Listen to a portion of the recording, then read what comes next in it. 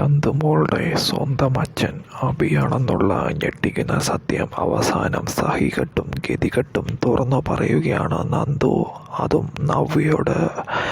നവ്യ ആദർശേട്ടനെയും അതുപോലെ തന്നെ നയനെയും വളരെ മോശമായ രീതിയിൽ കുറ്റപ്പെടുത്തി സംസാരിക്കുമ്പോൾ ഇനി ഇത് സത്യം മൂടിവെക്കുന്നതിൽ കാര്യമില്ലെന്ന് മനസ്സിലാക്കിക്കൊണ്ട് തന്നെയാണ് പൊട്ടിത്തെറിച്ചുകൊണ്ട് നന്ദു ആ സത്യം വെളിപ്പെടുത്തുന്നത്. തെളിവുകൾ സഹിതം ചന്തുമോളുടെ അമ്മയെ ചതിച്ച് ആ കുഞ്ഞിൻ്റെ അച്ഛനായത് സ്വന്തം ഭർത്താവായ അഭിയാണെന്ന് പറയുന്നു.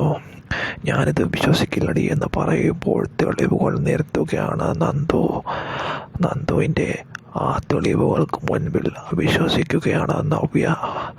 നിങ്ങൾ ഒരു കടുങ്കയും ചെയ്യാതിരിക്കാൻ വേണ്ടിയാണ് ആ പാവം ആദർശേട്ടൻ സ്വയം നിങ്ങളുടെ ഭർത്താവ് ചെയ്ത കുറ്റം ഏറ്റെടുത്തത്. നിങ്ങൾക്ക് വേണ്ടി മാത്രമാണ് നയനേച്ചിയും ആദർശേട്ടനും നിങ്ങളുടെ വായിൽ നിന്ന് എത്രയെത്ര മോശം കാര്യങ്ങൾ കേട്ടിട്ടും അത് മിണ്ടാതിരുന്നത്.